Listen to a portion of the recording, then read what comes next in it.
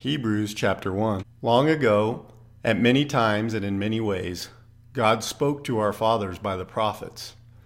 But in these last days he has spoken to us by his Son, whom he appointed the heir of all things, through whom also he created the world. He is the radiance of the glory of God and the exact imprint of his nature, and he upholds the universe by the word of his power. After making purification for sins, he sat down at the right hand of the Majesty on high, having become as much superior to angels as the name he has inherited is more excellent than theirs. For to which of the angels did God ever say, "You are my son, today I have begotten you"? Or again, "I will be to him a father, and he shall be to me a son"? And again, when he brings the firstborn into the world, he says, "Let all God's angels worship him." Of the angels, he says, "He makes his angels winds." But of the Son, he says, "Your throne, O God, is forever and ever. The scepter of uprightness is the scepter of your kingdom. You have loved righteousness and hated wickedness. Therefore God, your God, has anointed you with the oil of gladness beyond your companions. And you, Lord, laid the foundation of the earth in the beginning, and the heavens are the work of your hands. They will perish, but you remain. They will all wear out like a garment. Like a robe you will roll them up. Like a garment they will be changed. But you are the same, and your years will have no end. And to which of the angels has he ever said, "Sit at my right hand until I make your enemies a footstool for your feet"?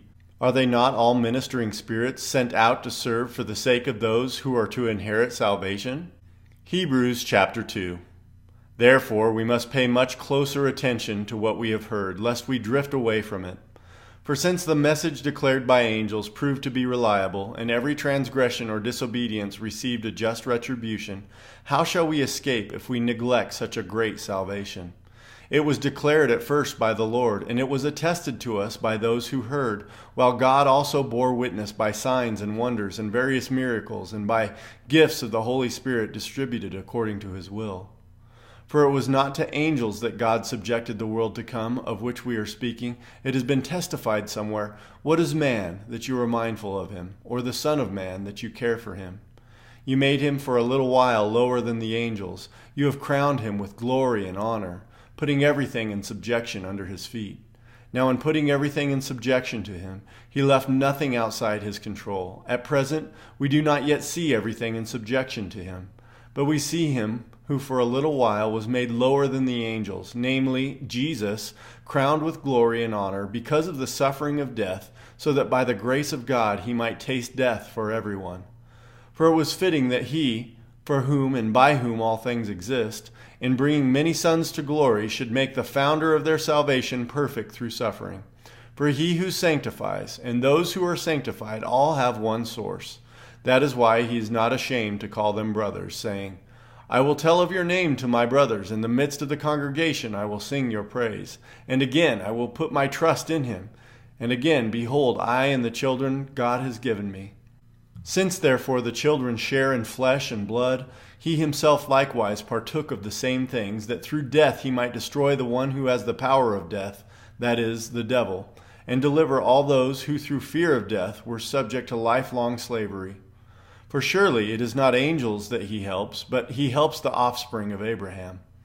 Therefore he had to be made like his brothers in every respect, so that he might become a merciful and faithful high priest in the service of God, to make propitiation for the sins of the people. For because he himself has suffered when tempted, he is able to help those who are being tempted.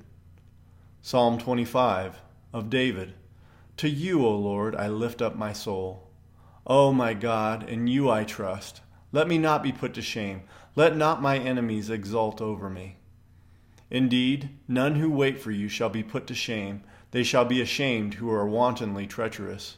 Make me to know your ways, O Lord. Teach me your paths. Lead me in your truth and teach me, for you are the God of my salvation. For you I wait all the day long. Remember your mercy, O Lord, and your steadfast love, for they have been from of old. Remember not the sins of my youth or my transgressions. According to your steadfast love, remember me for the sake of your goodness, O Lord. Good and upright is the Lord. Therefore he instructs sinners in the way. He leads the humble in what is right and teaches the humble his way.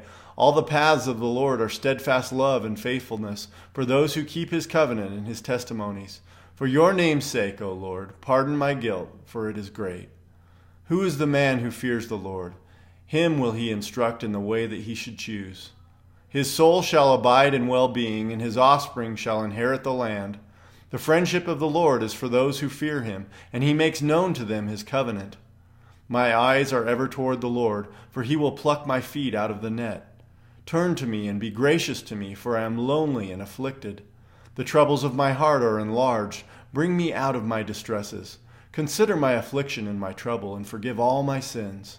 Consider how many are my foes, and with what violent hatred they hate me. O guard my soul and deliver me. Let me not be put to shame, for I take refuge in you. May integrity and uprightness preserve me, for I wait for you. Redeem Israel, O God, out of all his troubles.